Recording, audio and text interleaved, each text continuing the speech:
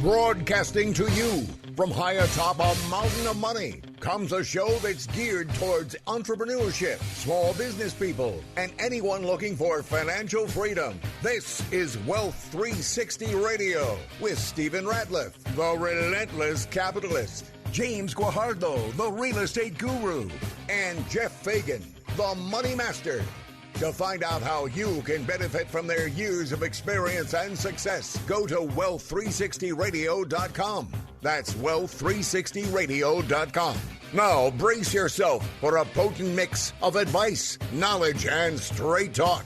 It's Wealth 360 Radio. Hi, everybody. This is Steve Ratliff, the Relentless Capitalist, and you're listening to Wealth 360 Radio. Hey, this is a show where we break down how to make money, how to make it grow, how to keep it, all kinds of exciting things like that. I'm safely ensconced here in the war room where I conduct my ongoing campaign against the forces of economic darkness and mediocrity with my co-host, Mr. Jeff Fagan, the Internet Megan, and the real estate maven himself, Mr. James Guajardo. Guys, let's get right into it and start talking about it. Let's talk about it. You bet. Absolutely. First of all, it's so great to be on this show with two real professionals who've made so much money in so many different ways. Between the three of us, I would venture to say we probably have millions of dollars of deals, transactions, in many different businesses between us, and there's so much that we can share over the next 12, 13, 14 weeks. I'm so excited to get started with this. What do you think, James? You know, I just think that it's all about the opportunity and getting three guys together with three different mindsets and getting us together actually at one room in all the hectic one times. Collective worldview, which is it's better to be rich than poor because you can't help the poor by becoming one of them, right? You got to be rich so you can pass out the goodies once you've already made it, and that's kind of what we're doing here, right? Absolutely. What do you think, James? You know, the important thing to know that as people are listening, they're getting the full benefit of three instead of one. And three is normally better than one.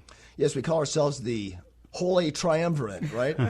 You know, I take it one step the further. axis of awesome. Because I think all three of us really are financial evangelists, and I take that responsibility very, very seriously. And I think all three of us are in agreement that there are three reasons why every single person listening to this show right now wants financial freedom and wants wealth and abundance. Number one, Steve, James, I don't have to remind you guys, hey, you know what? Having more money in your bank account means you get to live a nicer lifestyle. I don't know anybody that doesn't want a nicer lifestyle. And more importantly, I don't know anybody out there that doesn't want to wake up in the morning not having to worry about money. Well, I'm sure there's some social justice warriors out there somewhere. Well, you know, here's the deal. Rule number one is there is certainly a lifestyle benefit of being financially successful. Rule number two is absolutely what you were talking about, Steve, contribution. You know what everybody seems to find out maybe later on in the game that they should find out right at day one is that you don't need to be eating steak at the top steakhouses 7 nights a week and drive 5 Rolls Royces and live in 15 mansions. Okay, whoa. 12 Rolls Royces, 12 mansions, 4 Rolls Royces, and eating the best steak 4 nights a week. Okay, there you go. I'll settle for that. And what do you think? And what people don't realize is that once you reach a certain point of success, you have more than enough to be totally happy, totally fulfilled, and at that point, man, the contribution you can make to others is enormous. It's time for some give back, right? Totally, big deal. And then the third reason I think all three of us are in this is the person you have to become in order to be a hugely successful person. The skills and the type of personality it takes to be mediocre versus the skills and the mindset and the attitude it takes to grow into a hugely successful person is like night and day. You don't even recognize these two people. It's different skill sets, but you know what? It takes almost as much work to remain poor as it does to get off your duff and make something happen, because once you get started making things happen, you begin to build momentum. And your life becomes so much enriched by just the momentum you build up, and as you're going out there becoming increasingly successful, it just feeds on itself. So, I mean, all the worry, all the time sitting on the couch just thinking about what might have been. It's better to live a life of active participation in things that are making you money than living that life of regret that so many people do, just because they're bound down by fear. I think, right? Absolutely. I think that's the killer of dreams, don't you, James? Well, the fear, individual fear of actually conveying the message out to other people. Fear of failure. Right. Fear of just getting up off the couch, man, because we all live in these comfort zones, the self-imposed prison that we put ourselves in, and we say, man, I've become too comfortable in this thing, and I just can't venture out because I might fail, and my family's going to laugh at me, my friends are going to giggle at me. Right. I think that's what stops a lot of guys from getting going in the first place. That's probably 98% of all people, that they are their own failure. They can't just seem to get over that. You know, we look at that and we say, well, how do you combat that? How do you mentally change your brain from that side of that failure situation? How do you push yourself over the wall? And hopefully we'll be talking more about that today. Jeff, we're the CFO, one of the major motivational companies on planet Earth. Tell us. You bet. It's such a great topic, and I'm really glad you brought it up, Steve. If you think about it, one of the very first words we learn as an infant that we don't like is the word no. Right. We learn that we're conditioned from a very, very young age. When we hear the word no, we start to cry and we start to get upset because we don't like the word no. So we are conditioned from a very, very early age that no means bad. We're also conditioned from a very, very early age that failure is bad. If you fail in a class, if you fail at something, it's a bad thing. So we equate failure with bad. We equate no with bad. We don't like the feeling of being bad, so the best way to avoid the feeling of being bad is to avoid failing. Right. And the best way to avoid failing is not to try. So what happens is we're so conditioned that we don't want to fail that the best way to not fail is not even try. So that begins with well-meaning parents, right? And then it becomes institutionalized at kindergarten, right? We're told to toe the line or stay in line. We're told not to come in class. We're told to, they're just manufacturing us to be little worker bees in the hive, right? I mean, that came with the industrial evolution, right? Not only that, Steve, but if from a young age you're taught that failure is bad, as an entrepreneur, how can you possibly be an entrepreneur if your mindset is failure is bad? By definition, entrepreneur is a risk taker who does things that don't necessarily work the first time. They improve and continue to improve until they get it to work. That's right. But if your mindset is failure is bad, you're not going to attempt in the first place. Right. Period. End of story. Which means that virtually everybody out there will not even attempt. Because in their belief system, they don't believe want to be a failure. They don't want to be a failure. It's ingrained in their DNA. All my heroes are warriors, man. So, and every warrior has had some failure at some point. Look at Steve Jobs. He got escorted out of the Apple headquarters by security.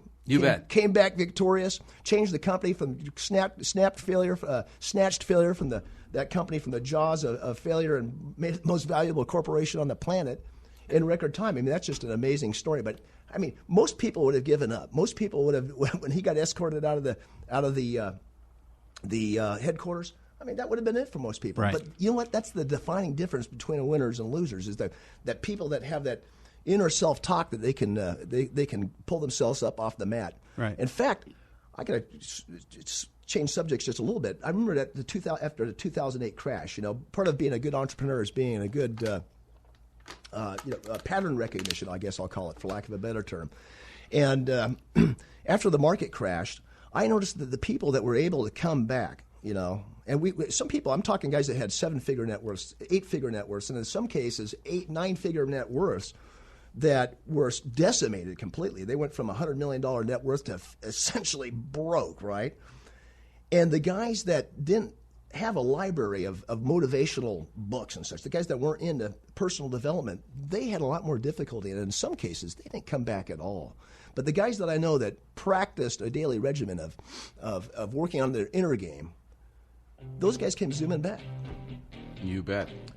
Guys, I hear my favorite song, Taking Care of Business. Let's do it. That means we're already done with our first segment. So we'll be back right after this. We're gonna pay a couple bills here, and when we get back, we're gonna talk more about breaking down how to make deals, how to make money, and how to make it grow. So we'll be back right after this. Let's do it.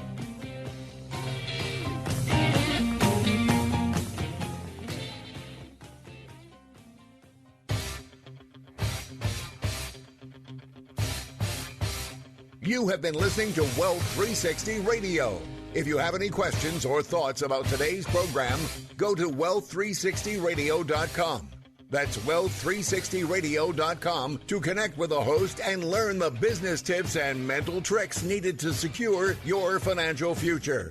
Now, back to Wealth 360 Radio. Okay, guys, we were talking about, right before the break, about the financial crash of 2008 and how some people just weren't able to come back. And I think a lot of that has to do with expectation, you know.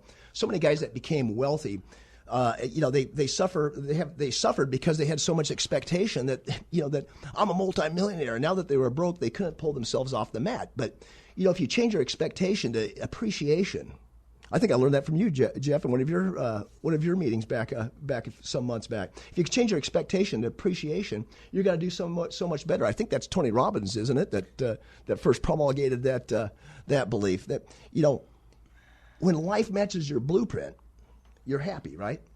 Yeah. So when you go broke suddenly, abruptly, right, and that blueprint's been disrupted, that template, that roadmap that you had in your mind's eye for yourself, that throws a lot of people off their game. So, as I say, the guys that came back delved back into the motivational books. It's funny how earlier we were showing. I have this Apple application called Your Inner Balance, and how you can get your inner balance. And in 2008, when those people really fell out, they threw their whole balance of life off.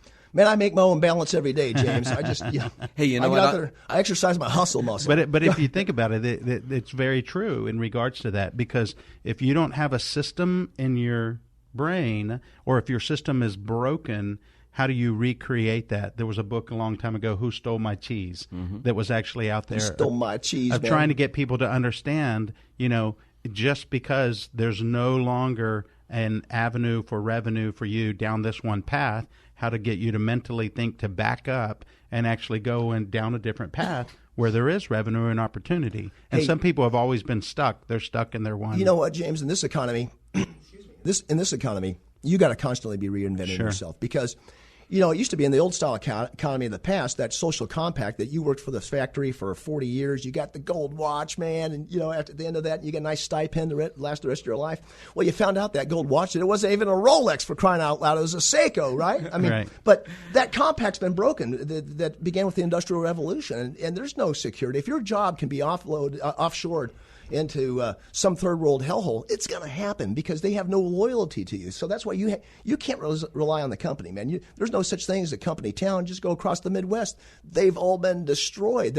And when the company leaves, when it's offshored, I mean, the whole town goes bust, right? Because you had all these ancillary businesses. The baker, the butcher, the baker, the candlestick maker. They all go out of business because the major employer went out of business. Well, Steve, we're talking about 2008. Forget about even the wealthy people. I certainly know here in Phoenix, real estate investors and real estate developers, what were they doing? They were parlaying the profits they made in 2003, 2004, 2005. They were buying more properties, bigger properties. Guilty.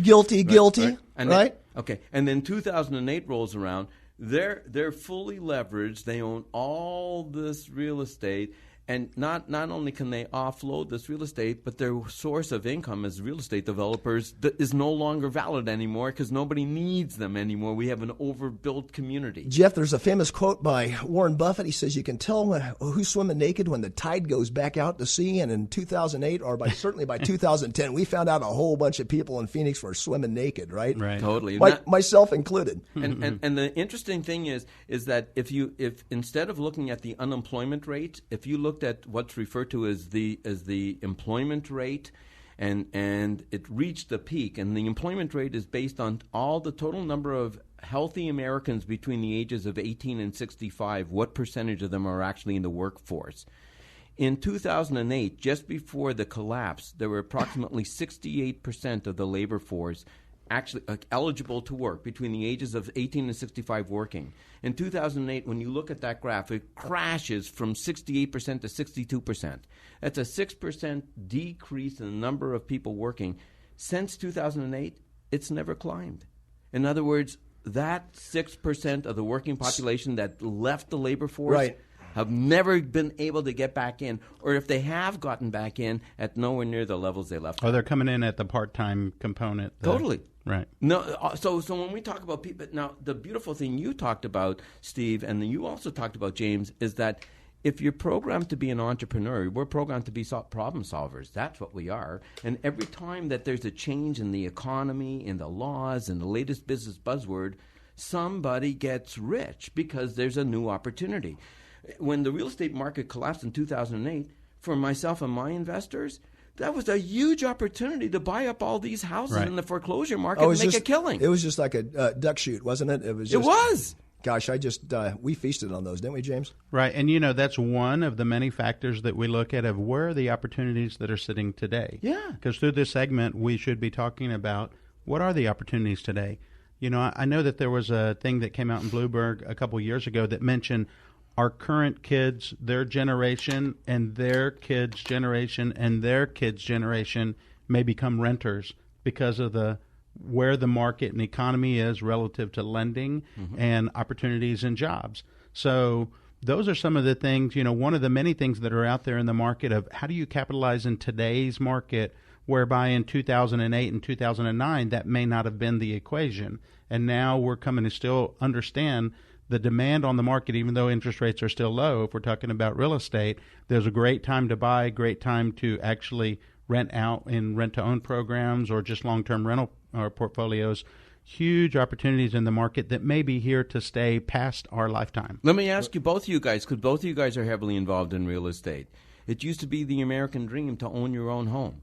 After 2008, do you believe that's still the American dream? I think the young ones coming up right now don't even think of that as a concept. They think of it as just a living environment. I think it's a far more abstract concept now than it has been at any time in our recent history. We were sold to our souls. If you're an American, you're married, you have a dog, you own a house. Whatever you got to do to get it, you get it. That's kind of gone away. Let's face it, the American dream is a construct of government anyhow. It was actually the program that allowed guys to, as mortgages went from 5-10 years to 30-year loans, that was part of the sales pitch for Fannie Mae back when. The American dream. But what is the American dream? Well, a generation ago, I think it largely meant joining the middle class. That was a badge of honor, right? Right. Yep. But nowadays, let's face it, that you joining the middle class is a joke for the most part because it's being squeezed at both ends. Did you know? You probably know this, both of you guys, because you guys read up on these such matters. But lots of folks don't understand that turns out it's about $7.2 million net worth to be in the top 1%.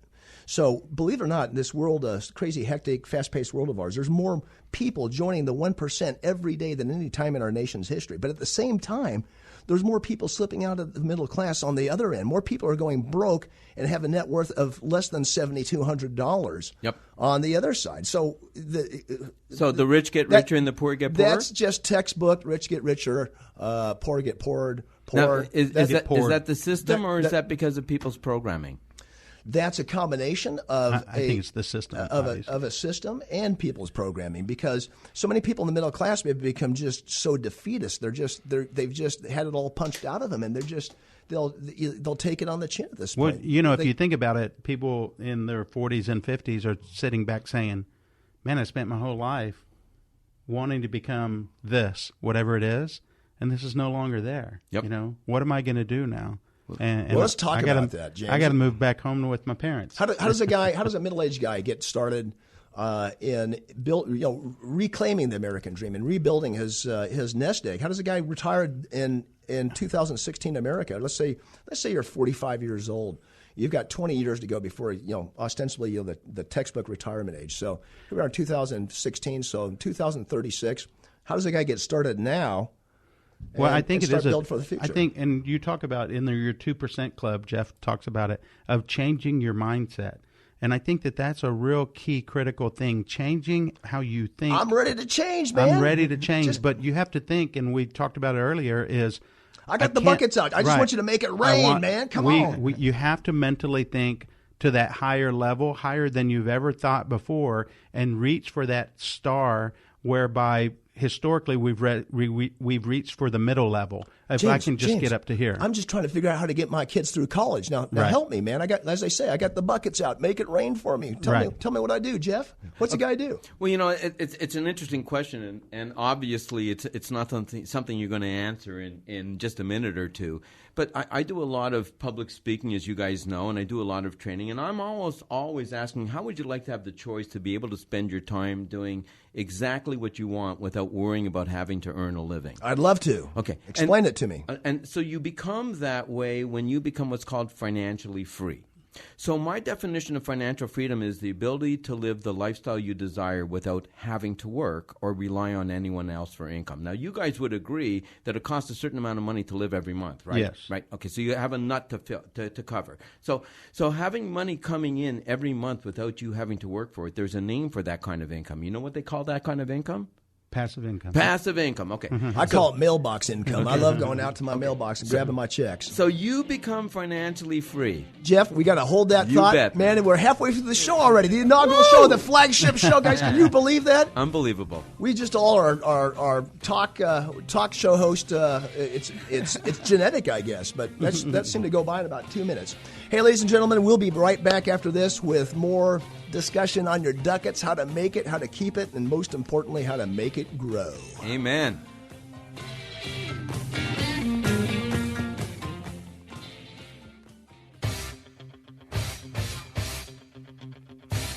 You have been listening to Wealth 360 Radio. If you have any questions or thoughts about today's program, go to wealth360radio.com.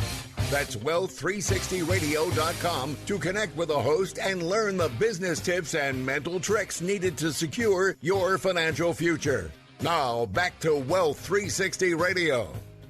Okay, everybody, we're back for the second half of the show. We are across the hump in our inaugural show, halfway through. But this is where it's going to really get good because we're going to start to break down the component parts of success. We're going to analyze and dissect success. Did I just get engaged in a Freudian slip there? I don't know, but we're going to analyze, dissect success and put it under a microscope so you can see how successful deals are done. Hey, Jeff, right before we left for the break, you were just breaking some wisdom down for us. So why don't you... Yeah, on your financial freedom. Yeah, because you know what? At the end of the day, most people, that's what they really want without realizing it. They want financial freedom. They realize it, Jeff. We all want it, except for, as I said, those social justice warriors that want to live in a cardboard box somewhere and with their Birkenstock shoes and bitch about everyone else making money. So here's the problem that everybody has. The problem everybody has is people want financial freedom. They say they want financial freedom, and then you tell them, well, if you have bills that need to be paid every month, and financial freedom means having money coming in without you working for it, that means you have to somehow in your life create what's called passive income streams. Right? The problem is, at what point in your educational career, when did your parents, when did your teachers, when did your religious leaders, when did anybody tell you you need to master the skills of creating passive income? Well, that never happened in my life because they're training us to make money in a linear fashion. They're following that template, the industrial template here's what handed down to us by Andrew Carnegie himself. We've all been put in a box. We've all been taught that if we want money, we have to work for it. Right. In fact, we're programmed from a young age. When you were a teenager, you went to your dad and said, "Dad, can I have some money?" What do you say? Go to work. Go get a job. He didn't say go earn passive income. Mow the lawn. Do something. So we were trained from a very young age. If we want money, we have to work for it. So the only kind of income we're programmed to create is called working income. And the problem with working income is, number one is, you got to work for it. But number two is, guess what happens to your income as soon as you stop working? It dies. It stops. Right. So if the only way you can ever become financially free, the only way that you can have that freedom you want is to have passive income streams, and the only thing you know how to create is working income, you have a problem. We have a disconnect here. You know, Jeff, it occurs to me that what you're really saying is that you need to find ways to decouple and disconnect your time from your money, right? Because you're only going to make X amount of dollars when you're working linearly, but if you can figure out how to make your money logarithmically, right, where you've got multiple investments coming in, and the money's coming in, and you're often I don't know, Steve, the Bahamas Bora Bora, taking it easy. Bora Bora. I mean, that's I'll hit your green That's zone. the ideal situation, right? So, and you know what, Steve, you brought this up during the break, and I know, James, we talked about this as well. That, you talk about Robert Kiyosaki, Rich Dad, Poor Dad, book came out in the 1980s. He talks about the cash flow quadrants. You guys know them. The cash flow quadrant, man. I remember that well. And on the left side, you have the quadrants that are E, which stands for employee, and S, which stands for self-employed people. Right. This represents 95% of our listening audience, of all people out there in society. They're trading time for money, either working for a boss or they've created their own job and they're working for themselves, right? There's 95% of the people people earning 5% of the wealth. Now, over on the right-hand side, you have the two quadrants, the B quadrant, which stands for business owner, which really means business systems, and I, which stands for investors. Now, this is only 5% of all the population, but they earn 95% of the wealth. Right. Okay. So if you're currently programmed, which virtually everybody is, to be an E or an S, you're only earning 5% of the money. You now have a choice. Do you want to learn, God bless you, do you want to learn how to reprogram yourself so that rather than being an E or an S, you're going to slide on over to the right side of the cash flow quadrants, like Kiyosaki says. That's where I want to be, man. Like James says, like I say. Right. Join the 5%, earning 95%. Now we're doing strategic versus tactical. You know what?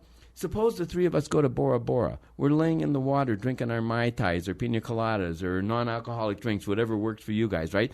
And all of a sudden, I come up with an idea, and I pick up my cell phone, and I call my manager back in Phoenix, and I say, hey, James, my partner is James. I say, hey, James, I was thinking. So I was doing the thinking. Right? I said, here's what I want for you to do.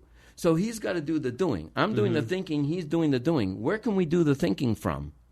Anywhere in the world. Right? What do you got to do to be in order to do the doing? You got to be tactical on the spot doing this stuff. We want to train people like we do to be strategic. That way we can spend all of our time in Bora Bora doing all the thinking and then just passing on the ideas to the people that do the execution. That's where the big money is. Okay, I'm all in. So let's talk about this some more. Let's expand on that. Let's figure out how to exploit the establishment, the status quo of how things used to be done, because, we're living in an idea economy, and I think technology is going to disrupt everything.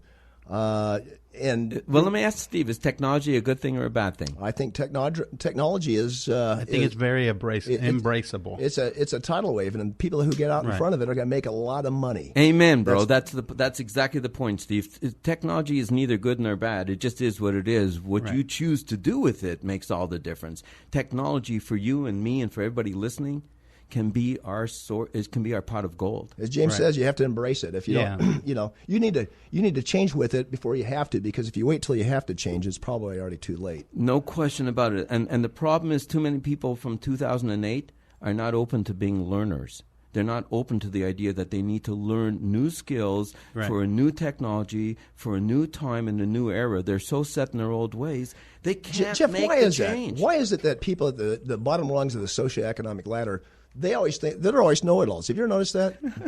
I mean, you ask one of these guys what time it is, they tell you how to build a stopwatch. I went to that seminar; it was a scam. Oh gosh, I had an opportunity to do this, but I passed, and here's why. But you talk to people that are money makers, that are successful, that have a track record of success, and you find that these guys are active learners at all times. I think it was Jim Rohn that said that you can tell who the money makers are. The guy that has the big library, Jojo Lunchbucket, he's got the big TV set, he's got the big the big entertainment system. But the guys that are the multimillionaires, they got the big library. As you think about that, I think the economy and the market has actually changed tremendously. I'm not so much of a book person, even though I know I need to read my books and move forward. But it's all about relationships in today's environment and understanding what other people are doing and attending. And there's social platforms that are out there, and those are one of the many components of understanding the importance of building your warm market, your relationships, and finding out what other people are doing in order to create that passive income or even immediate income.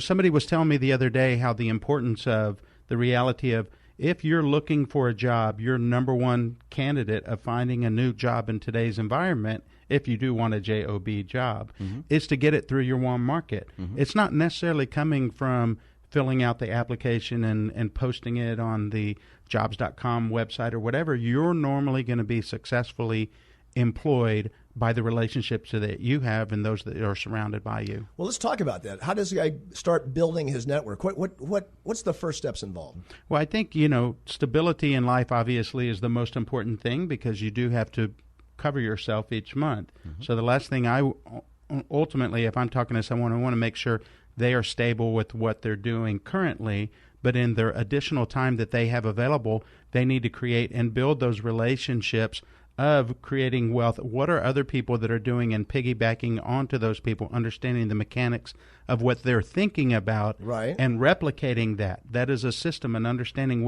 how does their system work, how are they doing that, and how can I get on the same page with them of mentally thinking that through to do the exact same thing of what that successful person has done. That's called a system. So how do we create and replicate that system in a multitudinal way so that it makes financial sense? That's for why everyone. McDonald's has been so successful. It's just helping guys flip burgers, right? How many guys have become fabulously wealthy as franchisees in the McDonald's system? Excuse me. I like to work out, right? So sometimes I work out at home, and sometimes I go down to the gym. More often than not, I go down to the gym. The reason why is because I'm around other like-minded people who push you up. There's other guys you work out with. You say, give me a spot, and they say, hey, Steve, you got one last rep. Yeah. Come on, man, I'm going to help you up. You get that assist. And if you're like a real estate investor, of course, I mean, it makes perfect sense to seek out fellow real estate investors. And James, you have this big meetup group that meets on Thursday nights here in Phoenix, right? Well, we have two groups that are going on within our conversation. I do an event every Thursday night, and that was my commitment to help create those relationships on a regular basis. I don't believe success comes in attending something on a monthly basis. I think you need to be actively participating on a weekly basis. You got to be handing out cards and kissing babies like a politician. Kissing babies. Yeah. Do. And Jeff obviously has his 2% club. It's every Tuesday at 8 o'clock. At 8 o'clock in the morning here in Phoenix. And again, it's I think that groups like that are meeting consistently on a weekly basis, those are the ones that create wealth and create success. But a guy has no excuse. I mean, regardless of what field of interest you have, what your passion is, almost certainly you can find in any mid-sized town in America, well, probably any town the size of a postage stamp, you can find like-minded individuals that are interested in the same things you are, so you can start exchanging information. And, to understand and build your network up, right? To build your network, and at the same time understand and figure out where those systems for success are at. And hopefully in the last segment we'll talk about actual things. Let's talk about systems and processes. Systems. Amen. Guys, we'll be right back. We're gonna open a can of whoop ass in this final segment, okay?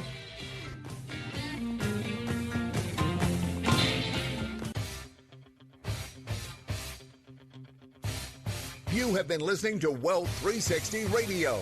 If you have any questions or thoughts about today's program, go to wealth360radio.com. That's wealth360radio.com to connect with the host and learn the business tips and mental tricks needed to secure your financial future. Now, back to Wealth 360 Radio. Okay, guys, we're going to talk about how to live a large and limitless life in this last segment. And James, we were just talking about the need for a system, right? I mean, that's what kind of separates the wannabes from the businesses that are allowed to scale up and grow big, right? Exactly. If somebody's wanting to create wealth, why start from scratch?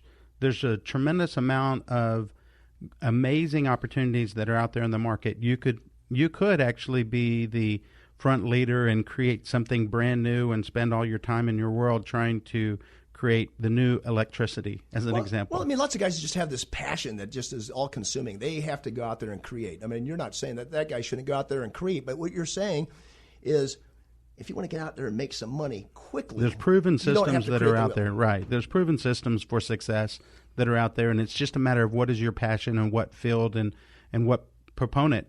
I love real estate. I think real estate is here for our lifetime and will always be here. And you can create an amazing passive income stream in investing, not only in real estate. You could actually invest not just the asset, you could invest in notes. Yep. There's a great amount of income letting someone else do the work, qualifying a specific property, an actual real estate asset, and letting somebody else do the work, and you make your percentage return. It's a guaranteed return backed by the actual real estate. Doing hard money lending really is an extraordinary little business, isn't it? It is very unique. The average return in the stock market over the last 30 years has been, about 11%? So, I mean, and then you've got the market gyrations. I mean, right. You could have your portfolio $100,000 this week, and all of a sudden you can find yourself relatively quickly. Well, not relatively quickly, exceedingly quickly. Mm-hmm. Suddenly you're down 10, 15, 20%. But when you're lending money on real estate, you're usually going to get a sizable down payment ahead of you. For instance, a guy needs, house flipper. He's got a $250,000 purchase on a house. This guy puts down, let's say, $50,000, okay, 20%, give or take. And you loan the fellow 20% at 15, 16, maybe even 18% interest. Right. I've got a bunch of loans at 18%. I even have one loan that's been out for 2 years at 20%. Wow. Okay? So you've got let's just say 16% interest is a good market rate right now on a hard money loan. You've got $50,000 of equity ahead of you. Now, how do you go wrong, man? You've got that buffer. Obviously there's risk like anything else. There's risk in real estate. But you've mitigated it. You've but you're minimizing when it. you get right. a big down payment, man, you've mitigated a lot. You got a great question. down Haven't you? Yes. Yeah, so that's one of the many things that someone could invest in to create wealth for themselves by letting the money work. Let the money work. They're not actually working. They're letting the money work. So again, decoupling and disconnecting your time from your money, right? Right. And so what are some other ways you guys make money in real estate? I was just going to say, as far as systems, not necessarily real estate, but there's obviously there are many books written on systems, but probably the world's number one book and I've read many books on systems, was a book called E-Myth by Michael Gerber, and maybe we can get Michael on the show. Gerber's one of the greats, yeah. So Michael is a brilliant man, and hopefully we can get him on the show so we can actually have him talk about systems to our group. But essentially, his book E-Myth is that most people fall into the cash flow quadrant as an S. They're self-employed, but they call themselves business people, but they don't actually have systems for doing anything, so that everything they're doing unsystemized. And in the E-Myth, he shows you step by step exactly how to set up any business in any industry, no matter how little you are, how much you have, and shows you step by step exactly how to systemize your business. He was voted the world's number one small business guru, right? Because when it comes to systemizing, and I was blessed enough to be on stage with Michael and work with Michael. There was actually an opportunity where I was actually going to hopefully work with him. It didn't quite work out. But the guy is brilliant when it comes to systems, and anybody that, even if they just read the book E-Myth, and they just follow the advice he gives on how to begin to systemize your business, it's incredible. I've got that book in my library. I haven't read it in a couple of years. I'm going to pull it down tonight and start checking it out. What's so cool is when you hear Michael speak. Michael's very passionate about this too. I mean, I love passion. And don't you, James? Passion. I'm a passionista. Look at this. James is such a deal junkie. He's working. He's working a deal while we're on the phone. I'm in another deal. Our inaugural show. He's working a deal. He's working deals. Any deals that get done during the hour that we're we want a piece of. We get some of the action, James. You get a 10% override. Man, they had to have response. Have to have response. But at the end of the day, those who take James' advice and talk about and really begin to start thinking about how can I systemize what I'm doing, and especially thanks to today's technology, so much of what we're doing can be automated and systemized so that it's automatically done for you. If you want to have 15 posts that you're going to put onto your website, you can schedule those days in advance, weeks in advance. They're just automatically done for you at the right time, the right way. There's so many things now. The problem is that most everybody we're dealing with is so resistant to change that they refuse to, and they're trapped where they are because our ego self hates change. Change before you have to, because if you wait till you have to change, it's probably too late. And for most people, that's the second time I've said that. You know who, I wish I could say I created that quote. You know who said that? Jack Welch of General Electric. Yeah. Famous Jack Welch quote. One of the great business leaders of our time, I think. No question, absolutely, you bet. I think that's really true. And you look at any major corporation, they're going to invest maybe 5 to 10% of their assets in research and development because they always got to be on the cutting edge of what's next, or else, you know what? You can't go stale. They're going to get left in the dust. Look what happened to IBM in the 1980s when they were still mainframes and personal computers became all the rage. They were left in the dust. Right. Yeah. And look, and they created this vacuum in which Microsoft filled, and Bill Gates became the richest guy on the planet. And IBM turned them down. And the amazing thing about Bill Gates, we were just talking about systems. Bill Gates, and we're talking about innovation because Bill Gates and Microsoft, they weren't innovators, really. No. I mean, the backbone of the system, the MS-DOS, they bought from some guy in Albuquerque, New Mexico, I think for $50 or was it $150,000? I mean, it was peanuts. It became the spine of the most valuable corporation in the world for decades. Wow. I mean, think about it. All their technology. I mean, the Windows they cribbed from Apple, right? From their GUI interface. Their browser they stole from Netscape. I mean, it's just. It wasn't a company based on innovation so much as it was just duplication and systemization of other people's innovation. Bam. You said it, and you know what? And you said it even better, James. And you didn't use the word, but I know exactly what you meant. I meant to use the word. Well, the word is modeling. That's right. the word. There's an expression: if you want to get rich, do what rich people do. Right. So in other words, if you want to get rich, look at rich people. Look how they think. Right. Look at the habits they have. Look at the mannerisms they have. Look at the actions that they take. And all you got to do is duplicate and model exactly. I want to get rich. I want to get rich, Jeff. Can I just follow you around? Heck yeah, man! It'd be my pleasure.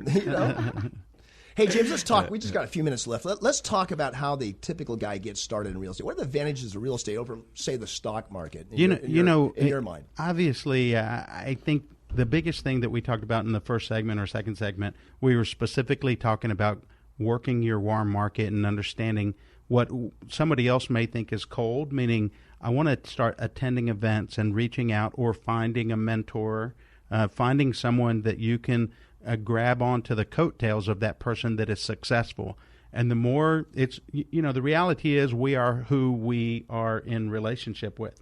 So who is our warm market of people? How are we associating ourselves to them on a regular basis, not a monthly basis, but really a weekly basis of spending time and getting in-depth knowledge from them so that you can replicate what they're doing. Because if we're not replicating what they're doing, then we're doing a disservice to ourselves. So those are some of the most important things. Again, I go back to real estate, notes, real estate assets. What are the opportunities in those? I think there's tremendous market, certain aspects of real estate investing and certain aspects of lending in real estate is a great component. Jeff Agan here does investing in cloud-based websites, which we didn't talk so much about. Obviously, the economy and the market is running that way.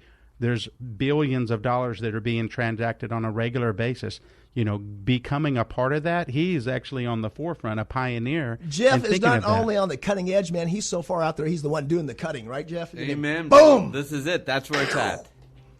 Uh-oh, man, there comes my favorite song. I can tell you that Randy Bachman, he was a guitar player. He sure was. Guys, that song means we're out of time. Can you guys believe it? Our inaugural show, give me 5, guys. Yeah. Here's them knuckles. Come on. All right. Hey, we are going to cook some booty coming up on future shows, guys, because we're going to discuss real estate. We're going to discuss the internet. We're going to discuss all kinds of investments. We're going to break it wide open for you. And I don't say this to be cocky, but I do take pride in knowing that the three of us are the best of what we do. So soak it up, all of our digital goodness. There's lots to enjoy here. And we're going to teach you the secrets behind the secrets here. Once a week, tune in. Good luck. God bless. Guys, you got some parting thoughts? That's it. Anyway, go out there and make a lot of money. Yeah, and create those relationships. That's it. Okay, everybody. See you next time. See ya. You have been listening to Wealth 360 Radio, an hour dedicated to you, the entrepreneur, the small business owner, and anyone who is looking to learn the steps necessary to achieve financial freedom. To find out more or get in contact with the host or any of the guests you heard on today's program, please visit wealth360radio.com. That's wealth360radio.com. Download the Wealth 360 Radio app for your Apple or Android phone, or find us on moneyradionetwork.com. Thank you for listening to Wealth 360 Radio. And remember, the poor want to be rich, but the rich want to be wealthy.